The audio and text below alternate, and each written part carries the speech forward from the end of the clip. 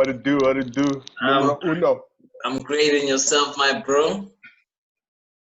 We just have a bunch of waste man and bomber class in our team, man. Eddie, Umfunfu. One half. Did One he half even his touch? leg, Eddie. Did he even touch the ball before that? He didn't touch the ball. Eddie, he wants half. What a clown, bro. He wants half that homie, bro. Aye. But okay. I must say, at least he's done us the service of being gone for 3 games straight and Laka staying on. Thank you, Eddie, because I'm tired of Arteta playing this little clown. Yeah. He's a sub at best, right? Yeah. Like, he doesn't start anymore. Yeah, you know what? I normally like, I think in the preview I mentioned how much credit I give to Arteta for making decisive changes, but today, yes, he was decisive, but I think he kind of got it wrong. I mean, in what sense, man? We didn't bury the game in the first half. Exactly. We had 72 million on the bench in one player. You bring Joe Willock. Okay, I've got another no clown. Why didn't he pass Xhaka at the end there? Instead of, what are you trying to do in the box? Xhaka is open. Xhaka was right there open. Xhaka can take a shot, but he's trying to go past 2 people. Exactly. I was watching. I was like, but is this Pepe? And I knew it wasn't because I didn't see Pepe come on. So like, why is that guy trying to be like Pepe? 2 people, B. When Xhaka is not open, let Xhaka, give him a chance to take a shot, deflection, whatever. But he wants to go take 2 people on. But that is my problem, Kawilok. He loses the ball in the most dumbest ways, consistently. And I think this was probably the beginning of the season where I was saying it to another mate, this dude, his body's ready, but his mind's not ready. Yeah. He's physically ready to play in the league, fine, because he's being chosen. But his mental is way lagging. Yeah. His mental's lagging. No, for sure. Rasaka, it might have been half the situation. If Rasaka's still there, might have been half the situation. Right? But it was fucking Willock, who I don't know what he does just apart from running up and down. Bruh, that was waste shit, bruh. Okay, but I still say that, I don't know. I want to say that everybody performed well. And my most negative critique would go sorry? That first half was fire. Dog. I was 5-0, bro. Yeah. Schmeichel won in that point. Dog, Schmeichel. We forget who his father is.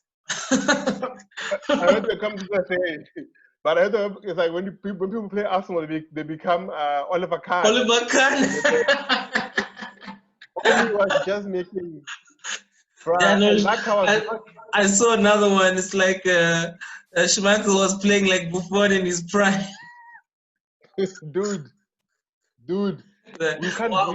Why is it against us? Against us, this is what these guys decide they want to do. Dude. Yeah, but we should have been 4-0 up first half. Yeah, that second half. That second half. Mobile, what's up, man? Hey, gents, how's it, man? Great. Sorry, I'm late. I was just, I was still just trying to collect myself after that. Have you watched Raw? Eddie, have you watched Raw? That Eddie Murphy, I think it's from Eddie. Eddie, why you do me like this, eh?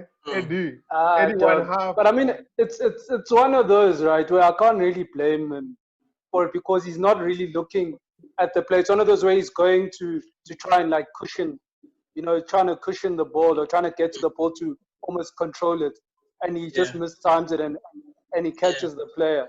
And I think it's more a case of where he's caught him because it's on the knee, where the ref gave it. If he had probably caught him higher up, where it wouldn't be deemed like a leg breaking, so if it was like in the midriff or something, I think the ref probably would have stuck.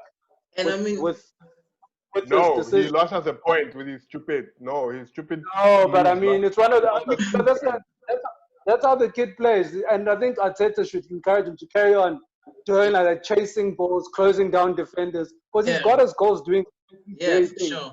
So it's just one of Sure. those where you can see he goes in and he actually slips into the tackle, trying to actually bring in the ball. And yeah, it's one of those. It's one of those. Why did Where, we? Before you got on, Kimang, Uno was saying, why the hell? Why Willock, bruh, when Pepe's on the bench?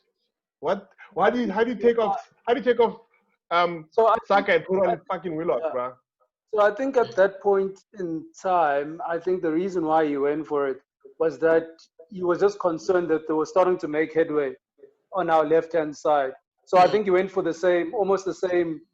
He literally was probably going to go through the same cycles of substitutions that he had done against Wolves, except obviously that Laka had started this time.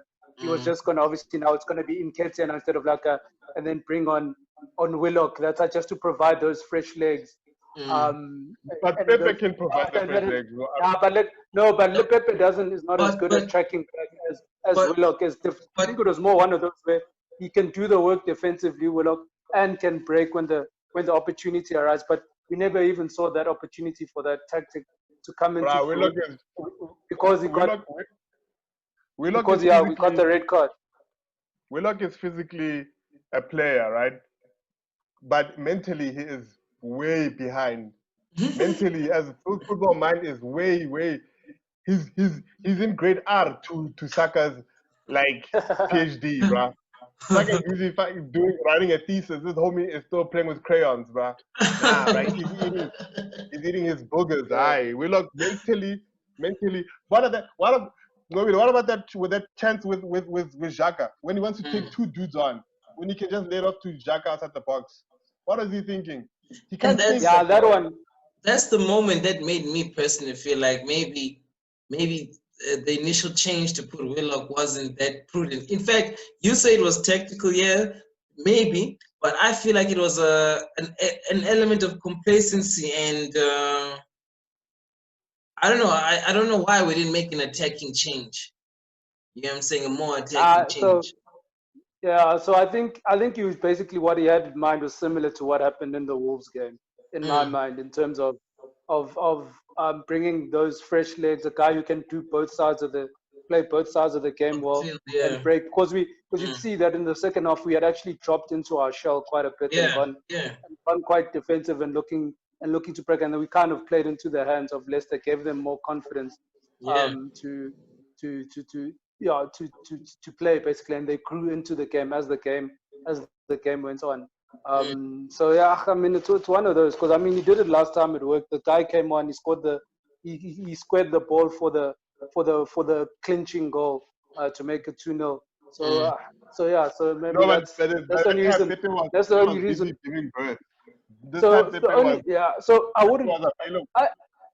Personally, even in that situation, especially like that, where we are under a bit of pressure and the guys are being forced to do a lot of defensive work, if anything, I would have been like, maybe the other player he probably would have considered, for me, would have been probably Reece Nelson over Pepe, just purely because at that point in time, I think he just wanted people who could provide cover for Bellerin and also be able to offer something in attack. Yes, obviously, that's something in attack is not what Pepe brings to your attack.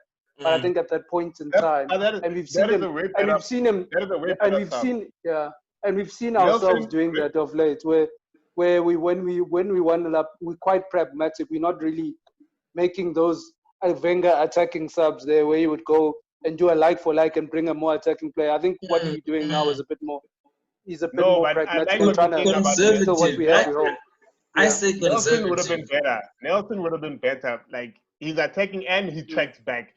Nelson would have done both those jobs comfortably, and he's. I want to say he's probably got 5 more IQ points than Willock.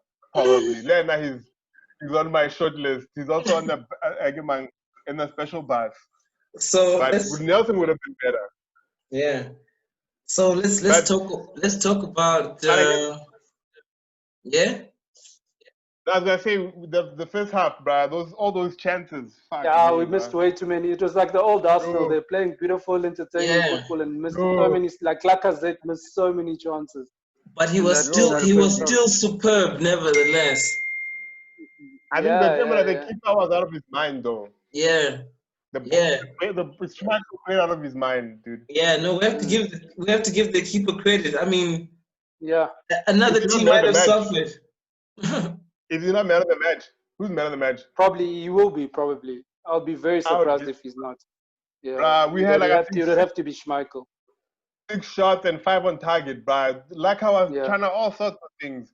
Those balls were exquisite. That almost flying header, bruh. This dude was Yeah. like how Yeah, beautiful. I mean Oh, the first half, I feel like we shouldn't have. You know, I was tweeting with some Arsenal fans. I don't even know where in the world they're from, and we're like, "Yo, fellas, if we score a second before the second half, and they don't score before the second half, this game will be a W for us." But we failed to do both. Okay, well, yeah, we failed to score, and as a offside, result, man. the pressure came in the second half. They came with that momentum, you know. And yo, Coquette, how are you doing, man? Yo, how's everyone? Hey, great to Hey, you, look man. at this Just guy. arriving man, from how's it? Look at work. this man. Long Look at time, this long man. see. Long see, no time. Hey, it's been a long day. I've been at work the whole day. I can't remember last time you guys didn't want to let me in. You guys decided to have a chat by yourself. You must try coming through the back door, bruh. So how do you feel about the How match, you guys? bro? How's everyone? Great to you, man. Did you watch the match? Why are you Joe. driving? Where did you watch it? I just come from work. I was watching it on my phone at work. Oh, for real? What are your feelings? What are your thoughts? Your opinions? Yes, it was what a shitty second half. The first half, I felt like, oh crap, my Arsenal's back. There we go. Second half, everything just went, and they started playing defensively. They didn't try to they went what they did in the first half. Like, what happened? Why were they two different teams? I say Or was the complacency. second half let's go protect? But the commentator said something very interesting. He was like, that is actually worried about Arsenal in the second half because they've missed so many opportunities that Leicester might feel like they can actually come back because they are not dead. And I agreed with them, and that's when I also started getting scared because I was like, and this is my Arsenal. You know, they missed all those chances to kill this team. But I've got a long analysis to give. Okay. What I think has been going on. First things first. The reason why I keep on saying 4-4-2, 4-4-2, if you're gonna play that kid, what's his name? Nicky. What's his name? Eddie or Willow? No, the Nicky. No, the Tete kid. Red card boy. If you're gonna play. Pardon? Red card boy. Red card boy. But if you're to play him, you need to play someone else up front with him. And I kept on saying that. Just look at the last game, the first half. How because there was Lacazette and there was Aubameyang was able to pull people all to the wing, and that gives space in the middle. And you playing Aubameyang on the wing, unfortunately, the players are not attracted to him to move to the wing. Like, after all, that's why Wenger always used to like playing your up-and-coming strikers on the wing, your Walkers, your Henry. Because he actually believed that, on the wings you've got more time and more space. After all, nobody's marking really that much. It's not like in the middle. So I feel that all the time when Nicky was playing up front and it looked like there was nothing really going on, it's because there's no one who was pulling the defenders anyway. And he was stuck in between two defenders. So I think today's thing was actually quite even clearer because of Aubameyang and Lacazette being on the field at the same time. There on the side, Saka had space. And then when they moved that side to close Saka, guess who had space? Aubameyang had space. So as much as that kid is good, he's not good enough to pull men away. Or to attract men to go with him to the wing or to the center or stuff like that. So I believe in the first half it was brilliant because of how the defenders kept on getting. They didn't know who to go focus on. The threat was on all three fronts.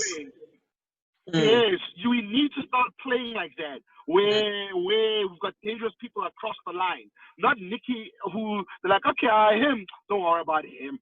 Mama, now he's on the wing, he's going nowhere.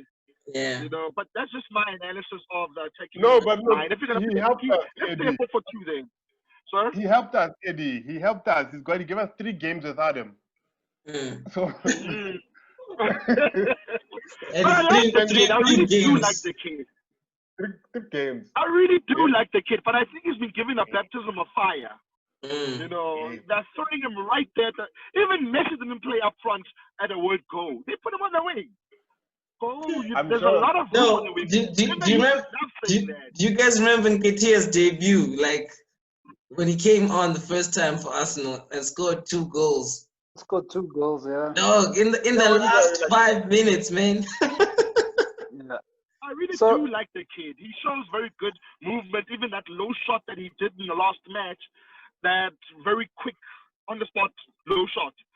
Luckily, the keeper actually really did well to get down that fast to save that board. But that's he's good. But unfortunately, it's a baptism of fire putting him up front as a sole striker. You know, he doesn't have experience to lead the line alone. That first half front 3 was electrifying. Yeah, for sure. Oh my God. For sure. When you got Ceballos with that pass, that first scintillating pitch of a pass. Scintillation. Yeah. So what about perfect pass for the goal? Yeah, man.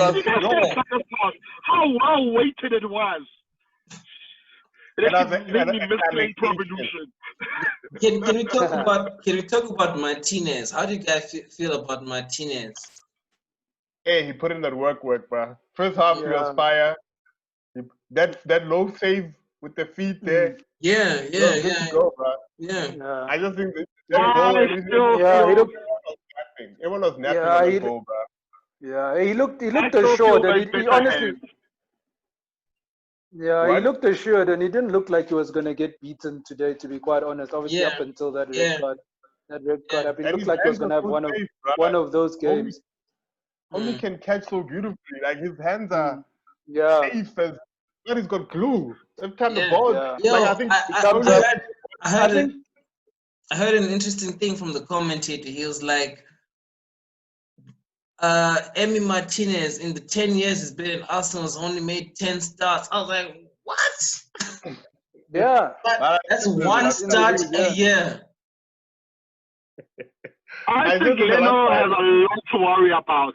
I've been telling you guys about Leno, that he worries me all the time when he makes a save. Where I'm going, if we're versing a better team, there'll be someone on that rebound.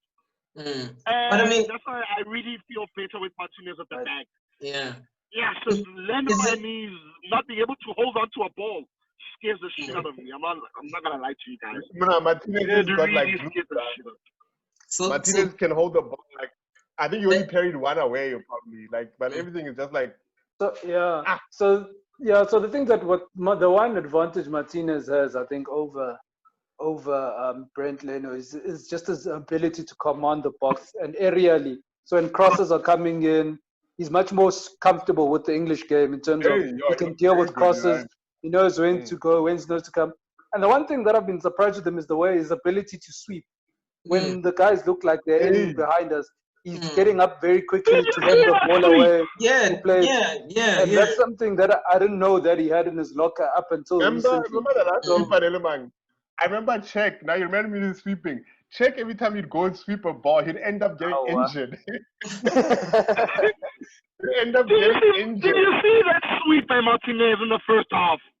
That was a goal. Everybody counted it as a goal. He did it twice. He was there. He did it twice with the coming through, doing the things in the outside of his box. So here's the thing. I mean, like, is it a good thing to walk away from Leicester, a match against Leicester with that scoreline, 1-1, 10 men down? No, they don't deserve it. They got away with it. So we are the losers. Yeah, we should have murdered these niggas, bro. First half, dead. dead. We should have Them put in a the game fight. to bed in the first.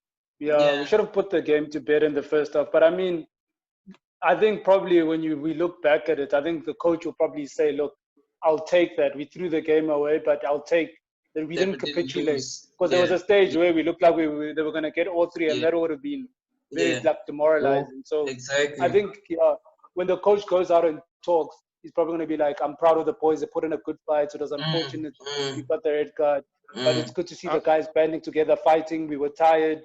We had been, been playing so many games, X, Y, and Z, and yeah, that's probably the narrative he's going to push, and I think which is fair, even though deep down he will not want to blame the kid, obviously, because he's in the light. Down inside, he'll be like, "Yeah, we threw away points," and he'll be like, "When we're in the ascendancy, guys, we just need to make sure we kill games off." We still had all our defenders, people. And he's a striker who went out. We threw away that game. It's a striker that went out. It shouldn't have infected our defending. It's not like he's the tallest guy and we need him for crosses. No. Aye, man, it's also psychological, man. Yeah, but it affected our offense. It affected our offense because Aubameyang became ineffective. Literally, he was out. There was no difference between when we were playing Aubameyang and when we were playing like Willock there up front. Because the thing is that he's not going to chase the ball stuff. It's not his game to go and chase balls and close down like that as a lone striker. So I mean, it was a big impact on the game. That's why even at the end, Arteta made that sub and literally took him off and brought on Maitland-Niles. Just so it's purely because he can, one of those midfield players can still go and do that running. The ball better. Save him for the next match. No, look, and I'm happy about the next match because we've got a big game player. Laka is going to start. Laka against big opposition, against Spurs, he'll do the damn thing. Yeah, he was not today. Laka was beautiful today, guys. I feel so bad for Pepe. Why is he going to go in there? Yeah. With Saka. With Saka. Why is he going to come in? Right. With Saka just fitting in everywhere, it's going to be tough to fit in. Look on Twitter, they were like, someone was like, give Saka another contract. I saw that I think you guys Saka another one. How perfectly weighted that pass was. Hey. And he sent Johnny Evans to the shop first before he did that. Johnny Evans was like, even that pass for Laka, and we really should have killed it first off. Really believe so anybody you guys want to identify as the man of the match, just amongst us, names worth mentioning, individual performances that were stellar? I think Ceballos had a stellar match initially before I think we went down to 10 men. Especially in the first half. Second half, he wasn't as commanding, but I think everyone in the second half kind of had a much poorer second half than the first half. Xhaka also put in a shift. Xhaka put in a shift, but there were elements. You saw some of his old mistakes creeping in of him going to ground easily and no foul being given. So there's still those. If he just needs to cut out those elements because they're going to cost us. His passing his passing was on point today. Passing more forward. It was going forward and stuff. But I think Ceballos just edged him out today in terms of the all-round game. The ability to pass, how he was tackling, how he was moving around the pitch, how he was connecting with the defenders. And not losing the ball. I saw how many tackles he just like dribbled through, man, and I was impressed by that with such confidence. And I remember reading an article where Arteta was saying that's one thing he loves about Ceballos, his hunger for the ball, and how he's so natural and technical with it, so. Yeah. Another guy for me who I'd like to single out, I think, and I've been slating him this whole time, is going to be Kolasinac today. I think he had a good game. I think you were saying Bellerin. No, but Bellerin had a good game. Now you on me like Fanan. To be honest, I wanted to give the whole back line is man of the match. Yeah, they were good. Arteta taught Mustafi how to defend. I don't know how. Hey, guys, Mustafi doesn't look such a big risk. Mustafi's passing today, I couldn't. It's like I was like watching Nesta there at the back. I don't know who else. It was like today. If anything, like Mustafi's passing today was on point. Because the things that he gives away balls and that, but I didn't recall him giving away a single ball today. Like whenever he passed it out from the back, he was bombing it to Obama, bombing it to Lacazette, bombing it to Tierney. So you don't blame Mustafi for his slow run on Vardy for the goal. Nah, there was nothing. That was just a quality ball. That was inches, bro. Inches. That was inches, man. That was a quality ball. Like it's one of those. It's good to know that the man is out of the woods these days. So any worst? I want to shout out Lacazette, man. That dude, him holding the ball and doing things the way he give us an opportunity to move other things. Yeah. He let other people play nicely, man. He made it work with Saka and Aubameyang by him managing to hold the ball and passing it on and doing these things. And him swapping with Aubameyang. Also? Because he's a lethal striker. So he pulls defenders away. And creates holes. And that's what I'm talking about. Then rather than just play 4-4-2, then if you guys really want to play that kid as a striker, then put him. We don't have the defender to play 4-4-2. I know, but the problem is that when we play the three up front and then we also put Nicky there, Kita there, is that he does not pull no defenders. People don't fear him. It's like, we got him. We got this kid. So that's what I'm saying, that we need to create, greatest way is, or the greatest strikers are those who create spaces for other people around them. Yeah. But that was Lanka. He's going to do that against Spurs, and I think he's going to help us with Spurs, but he's going to bang them niggas, bro. He usually plays well against Spurs, that guy. So I know he always brings this big game.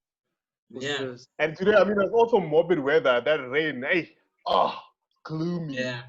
So worst player? Anybody with the worst player for the day? Red card, boy. For me personally, no. It would be unfair to say anyone played. Huh? Red card. Red card, gang.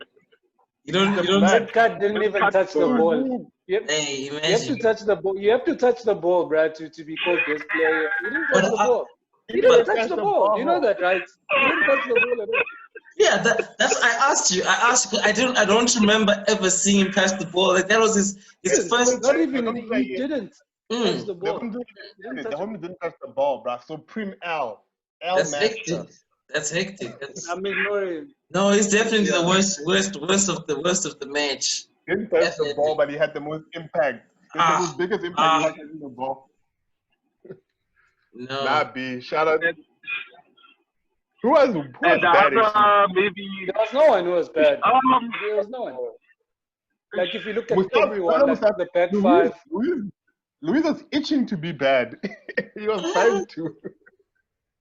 I was about to say the closest one who comes is Luis. Mostly when he fell to God without anybody really doing much to him. The other end for the. When he realized he was in trouble. Somebody was about to relapse. I've been clean for 3 days, keeping clean sheets, but I might just go down again. Hey, Luis. And he even tripped someone in the box, but it was like too soft. Oh yeah. Tripped, yeah. Nacho. It was great. Oh, it was great. It was great that he tripped. Hey, Louisa. That's 5'2". But yeah, no, Louis. But I thought that free kick of his, I was like, maybe he could redeem himself, but yeah. Schmeichel was probably the best player across both teams. Yeah, both teams. By a country, he was the best player by a country. He kept them relevant. Idiato was shut down. Vardy was shut down until those, like they had, but until the second half, Vardy, but okay, he even had chances in the first half, but they weren't as dangerous, right? Yeah. You know, another game to lose. That shot by Bellerin, oh my God, I thought it was going in. Yeah. Schmeichel is probably the man of the match for both that teams. first half shot, huh? Yeah. No, that's Turney. Didn't Turney also have a strike? Turney had a strike, bro. Turney had also. Oh yeah, that was a banger as well. Range one, yeah. That was a banger. Yeah, no, we're the man of the match. Bro, Schmeichel, yo, Bona in the bus, he's like, Rogers, Bona. Examile. I'm talking big raises here. Big things. So yeah, One of the I'm best. just glad. If you take out Vardy and Schmeichel from the team, like, because There's it's not the nothing first there. time he's done these big things, yeah. So, Yeah. Look, I mean, I But know the yeah, players look dangerous and stuff, but yeah, besides that, for me, it was like those three. yeah. Perez, Vardy, and thing. Because Telemans looked ordinary against us today. I thought he was going to dominate our midfield, but he only started playing properly when we were down to 10 men. That's when he started dominating. I But didn't see the how whole game, he was anonymous. I mean, you saw how Ceballos passed him there before he killed that killer pass. Just hit him with 2 touches. What 1-2 inside was gone, bruh. Then he hit him. Then he hit that through ball to Saka. No. that was a beauty. That was a thing of That bounce, climaxing. that bounce is too perfect. That single bounce. And So then Aubameyang failed to repay the favor. Oh, to Saka. yeah, that would have been great, man. That would have been great to see.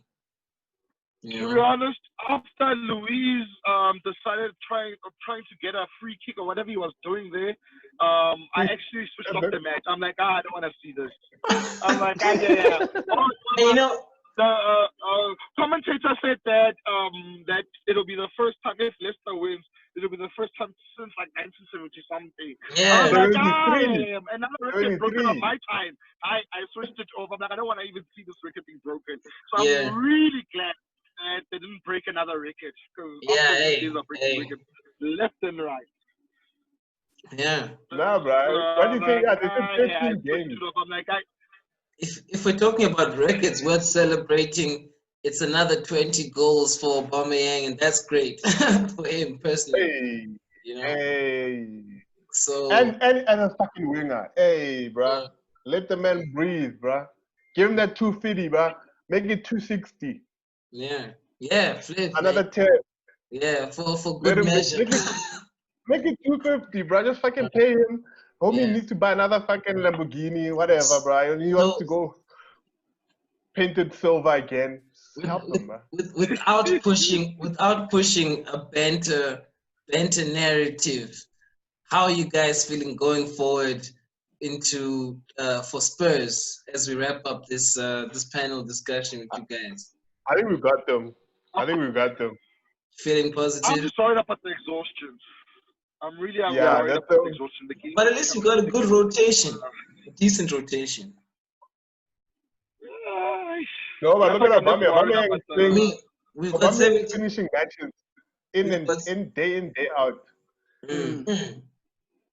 But I think we got them, though. Maybe it might be a good idea to throw in Pepe and then put in Saka in the second half.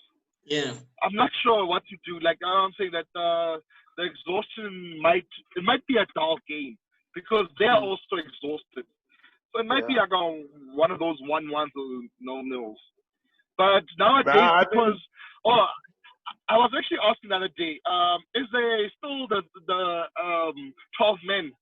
Because after all, there's not a crowd. So does home advantage even still count? No, it doesn't. Not really. Well, I felt better when I found out we were playing at home. I mean, it didn't change any. Like I felt more better than if we were playing in Leicester. Maybe because we're not the ones that do the actual traveling. That's why we don't think about the actual advantage. The psychology of leaving your home area to go and play elsewhere. No, but now Aubameyang is home already now with his brother talking cock there on IG. In April, when the discussions were going on,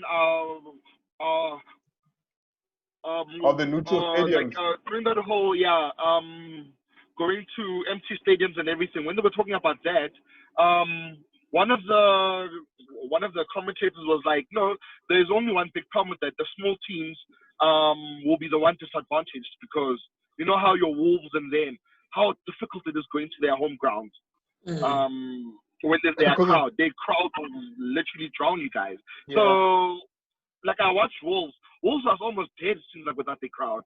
So it's like how, so then you really do need your 12 men. Like these small teams really depend on the ground. Yeah, So but that's also what I'm wondering with this. yeah, it No, but also also I influences get. the ref as well. Yeah, Oh, what about it the also future influences also? the yeah.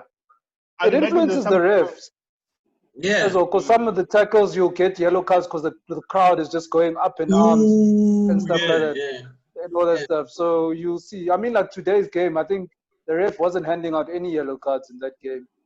There were a lot of like fouls and stuff. Xhaka was kicking people all over the place today, and ordinarily, with the crowd playing for blood, they probably would have picked up a yellow card. But surprisingly, he didn't pick up any. So there was And a lot of also, that. So I think there's also that pressure. Yeah. Teams also, luckily, momentum cannot be carried out because there's no crowd. I feel like if there's maybe a crowd and momentum switches, it's one of like it seems like Arsenal cannot play under that kind of pressure and momentum from created by also the crowd now getting louder and louder. And you know how we are one of the most quietest, or we're not the most quietest because Man City takes that apparently, but yeah, we're one of the most quietest fans out there. So the reason why I'm asking this, I'm like looking at also Man United, how their kids have been able to now pick up and go. Like it seems like because without the pressure of the fans, they're able to play like they're playing at the grounds. Like so I guess this is what the coaches always see when they always say that this kid is good, but then they come on the pitch, you're like, what? This is the kid. Have you watched those Arsenal like under 16 or whatever, like second team games when they do look like they play like literally for a ring of people? Like they play for the coaches. Hey. For the and soccer Arsenal moms. really rides on that, mostly versus Tottenham. Arsenal really goes on the fans really inspire them. The way the fans carry Arsenal further. That's why I'm asking. I wonder how it's going to be in the next match. Bruh. Without the fans. But a derby is a derby. Yeah, we got more energy. We gotta give it to Mourinho. There's a lot on the table. I mean, think about it like this: would Pirates versus Chiefs? Would it matter if there are fans in the stadium or not? No, there are no fans really in South African probably be football a half higher of the scoring game.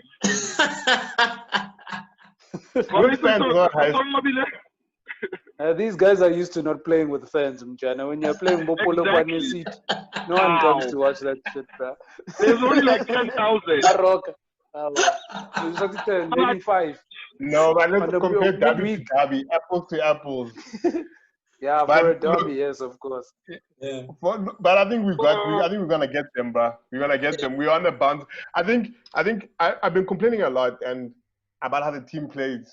And I think yesterday, I was like, I need to start trusting the manager's process. Yeah. So I'm becoming a convert of like, yo, Arteta is doing something. It's doing something. Something is happening. That's the reason we're not coaches. There's a reason why we're not managing Arsenal. Like there's a lot of times I realize that and I'm going, that's the reason why I'm not the manager. Like you look at how Xhaka is playing, you're going, yep, it's good. I'm just a fan. Yeah, so but I'm getting behind whatever Arteta is building, and I feel like he is building something. I mean, obviously, we like good results, and they get carried away, but his record since he's come in, and the way he talks, the shit he's been saying, I think that's the first things we were saying when he came in. The shit he keeps saying is the right things. Yeah. So I'm just gonna keep quiet and just fucking and roll, bruh. Roll. Yeah. Hey, Arteta means business. He has sidelined Gunduzi to go practice with the kids. So would you tell him and though? I'm glad. Apparently, I actually read an article. Saying that apparently he had a bad. He's got a bad. What is it? Not personality, but even from his old club, yeah. Attitude. Yeah. Apparently, Emery was actually aware of it. And when he got it from Lorient, So you know what? Currently, right now, he's still young and everything. But you know what? We've got a middle field already. I would rather try my best with everything I can do to keep Ceballos. Because I think that guy, he has basically made Ozil look not needed at all. You even forget that Yeah. all those back is on the team or sitting on the bench. So Panduzi, it's sad, but just that's the pay that he has made. Yeah. Yeah. You know, Especially, You yeah, get a especially couple of Kokato, you're right. Yeah, especially if we can keep Ceballos, if we can use that money. So if we can sell him for 40 mil, whatever it is, and use that money to keep Ceballos on a long-term contract, I think that'll be good business. Or even do a swap deal and give him to You if need to Madrid get 40, wants him. bro. Or I Atletico. see 20 now. I don't see 40. Yeah, How much whatever is it is, that? whatever. I mean, people have been saying it's going to be between 30 and 40. That's what they've been saying. But I don't know. Like, I don't know in this economy. For In this who? not economy, anymore. in this In this corona In this economy, economy, bro. in this pandemic. in this corona, Why but are you maybe they talking can about structure. economy? Chelsea is Yeah, still but I'm saying, buying. yeah, but maybe they can Yes, structure a swap Chelsea, but deal. they're still buying. Bro, but you don't move with the Russians, bro. Putin says there's no COVID, bro. What do you mean? Yo, guys, Yeah. our time is about to run out. For who? All right. COVID for who? A minute. So No, man, it was a disappointing day. yeah, But we didn't lose. yeah, I'm gonna take that. Yeah. I'm gonna take that. yeah, Same, yeah, I feel the same. yeah. Me too. I'll take the first half. I love the first half. Times it by 2, like at the next meeting. Take first half times 2. Mm. All right, fellas, man. Hey, All right, Jeff. let's look forward to Derby Day, and let's not repeat today's mistakes. Until then, Like I starting, we're gonna win. Like I starting, we're gonna win. yeah, for sure. No more edgy. How about maybe having hey people, just a quick say, house party where everybody's online and showing their faces as we watch the match. Halftime, we even have that conversation. Yeah, you wanna welcome to the party? I know this thing is timed, and that's the problem with Zoom and the timeliness. But maybe Skype. But we'll think about it. Let's We'll work a way around What time's the match? What time's the match? Let's check. I know it's on Sunday, so it's probably the last game on Sunday. Oh, that's beautiful. That's how many days of rest for the boys? Until Oh, Sunday. it's 5:30. Okay. 5:30. Tottenham are playing on Thursday, so we're going to be much fresher than them, or we should be much fresher than them. Yeah. Oh, that's lovely. At least they're getting 4 days, Nyana. Oh, that's beautiful. My boys chill, Nyana, there. Like, come on, Bambiang, buy another Maserati. Chill, bro. All right, cool, fellas. Cheers. All right, take care, guys. Dub Nation, B. Cheers.